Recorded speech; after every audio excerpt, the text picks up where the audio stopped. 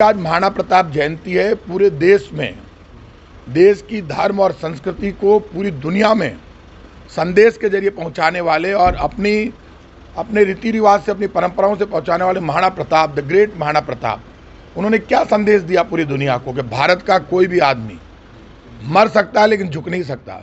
स्वाभिमान, शौर्य और बलिदान का प्रतीक है महाराणा प्रताप। और ये भारत की भूमि पर महाराणा प्रताप का अपना एक बड़ा सम्मान है।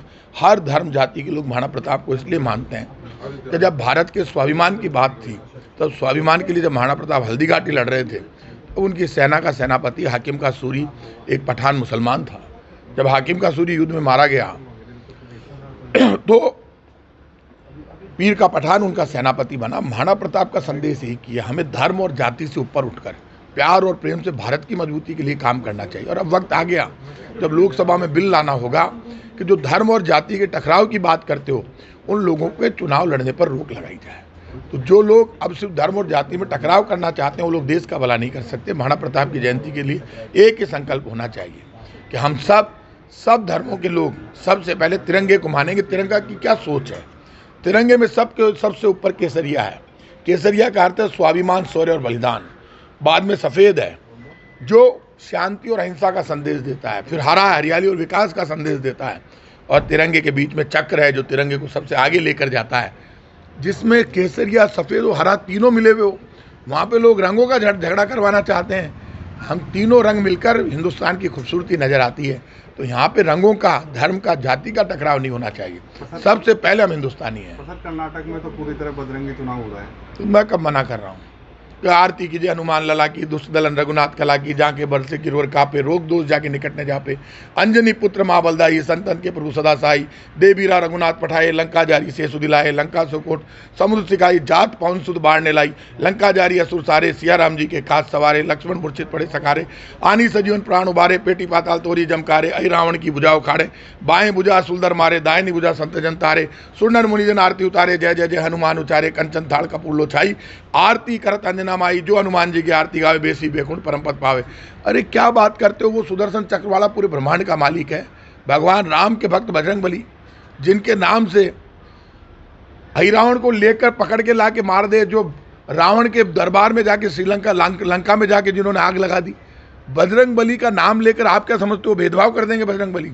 अब सुन लो, आप बजरंगबली का आप ये मान के चलना गदा चल गई वहाँ पे और बीजेपी का काम तमाम हो गया, कांग्रेस जीत गई वहाँ। तो 100% कल चुनाव है, वोटिंग है, कांग्रेस जीतेगी भारी वोटों से। क्योंकि एक ही कहावत है सब जगह कि देखो ये दीवानों, ये काम ना करो, राम का नाम बदनाम ना करो। जो राम का नाम बदनाम कर रहे हैं ना, भगवान राम तो सबके लिए मर्यादा पुरुषोत्तम राम, सबको प्यार देते हैं। तो इसको शामिल करना बजरंग दल को, इसको कितना उचित? बिल्कुल शामिल नहीं किया। ये झूठा प्रचार किया गया पूरे देश में, बात क्लियर हो गई। कहीं पर भी शामिल नहीं किया। बीजेपी की जो पॉलिसी है राजस्थान में, बीजेपी ने रामनवमी को दंगे करवाने के लिए प्लान किया। बीजेपी के प्रदेश कार्यालय में मीटिंग हुई तो बीजेपी के कार्यकर्ताओं ने कहा था हम तो नहीं करेंगे दंगा फसाद, क्योंकि हमारे ऊपर केस लगते हैं, आप नेताओं पे तो लगते नहीं है। तो रामनवमी की यात्राएं आराम से निकल गई, हनुमान जयंती को राजस्थान में यात्राएं आराम से निकल गई। और बीजेपी ने तो बड़ा पाप किया। जयपुर में बम ब्लास्ट हुआ बीजेपी के कार्यकाल में, वसुंधरा जी मुख्यमंत्री थी। और इन पापियों को, बीजेपी वालों को शर्म नहीं आती? इनकी सरकार थी जब बम ब्लास्ट हुआ। तो इनको आज ये कह रहे कि एनआईए को जांच नहीं दी, तो नेशनल इन्वेस्टिगेशन एजेंसी को जांच आपकी सरकार थी। बम ब्लास्ट तो आपके टाइम पर हुआ, आपकी कमजोरी से हुआ। भारतीय जनता पार्टी कानून व्यवस्था को संभाल नहीं पाई उस वक्त। बम ब्लास्ट हो गया जयपुर में, और बम ब्लास्ट के लोग इसलिए छूट गए कि इन्होंने उस वक्त बीजेपी के टाइम पर जिन लोगों ने, जिनके पास जाँच थी, उन्होंने ऐसा क्या पाप किया कि वो केस ही कमजोर बनाया। अब आप सुनिए, अब बीजेपी वाले 15 साल बाद उनके घरों पर जाकर नाटक कर रहे हैं। तो नाटक क्यों कर रहे हैं? चुनाव के लिए। तो बम ब्लास्ट के जो दोषी छूट गए तो वो बीजेपी की कमजोरी से छूट गए। हम सुप्रीम कोर्ट में अपील कर रहे हैं। हम चाहते हैं कि ऐसे आतंकवादी जो बम ब्लास्ट करते हैं उनके लिए फांसी का कानून केंद्र सरकार बनाए, कोई बचेगा ही नहीं। और वो कानून बिल पास करना चाहिए बीजेपी की सरकार। मामला हो उसमें आपने बड़े बड़े वकील खड़े कर दिए, इस मामले में एक सिंपल लोक अभियोजक लड़ता रहा, तो वो बड़े वकील क्यों नहीं आ पाए? आप, ये तो आपकी भी थोड़ी बहुत। देखिए, राहुल गांधी का जो मामला है उसमें ज्वाइंट पार्लियामेंट कमेटी की डिमांड राहुल गांधी ने अडानी घोटाले को लेकर की, और वो डिमांड आज भी कायम है। करप्शन के खिलाफ राहुल गांधी लड़ रहे हैं। राहुल गांधी की सेक्रीफाइस राहुल गांधी ने जो राजनीति में उनके पीछे लगे हुए हैं, इसीलिए तो कर्नाटक कांग्रेस जीत रही है, क्योंकि कर्नाटक और पूरे देश के समझ में आ रहा है कि राहुल गांधी देश की जनता की आवाज़ के लिए लड़ रहा है, उनके सम्मान के लिए, भ्रष्टाचार के खिलाफ लड़ रहा है, गरीबी से लोगों को बचाने के लिए लड़ रहा है। फिर आप राहुल गांधी पे हमला कर रहे हो तो कांग्रेस मजबूत हो रही है। कितना ही कर ले बीजेपी, राहुल गांधी पे जितना बीजेपी हमला करेगी कांग्रेस उतनी मजबूत होगी। कांग्रेस तो टूटी फूटी पड़ी है, जैसे धौलपुर में वो तगड़ा हमला कर दिया गहलोत साहब ने, और वापस एक बार फिर माने सरकार।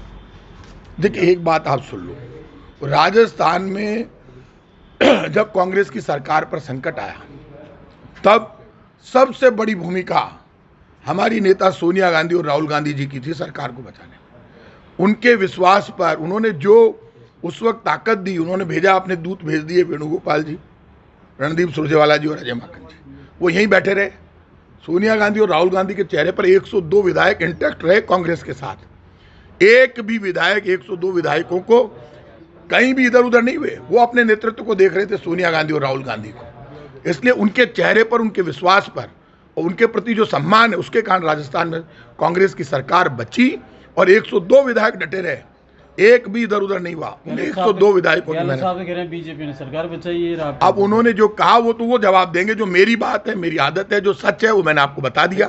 बार बार इस तरह के बयान देने से निश्चित रूप से जो मेरा ये मानना है कि इस तरह की बयानबाजी में उनको तो कुछ कह नहीं सकता। वो चीफ मिनिस्टर है, मेरे से बहुत बड़े लीडर हैं और मेरे से 20 साल से ज़्यादा वो सीनियर है मेरे से, तो मैं उनके बारे में तो कुछ नहीं कह सकता।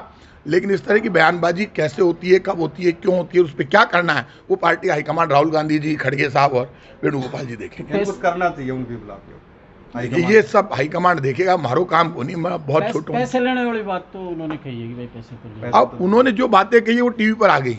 अब उस पर जिनके लिए उन्होंने जो बात कही है, मैं तो ये कह रहा हूँ आज मेरे खिलाफ कोई कुछ बोलेगा तो मैं जवाब दूंगा। अब यदि उन्होंने किसी के खिलाफ कोई बयान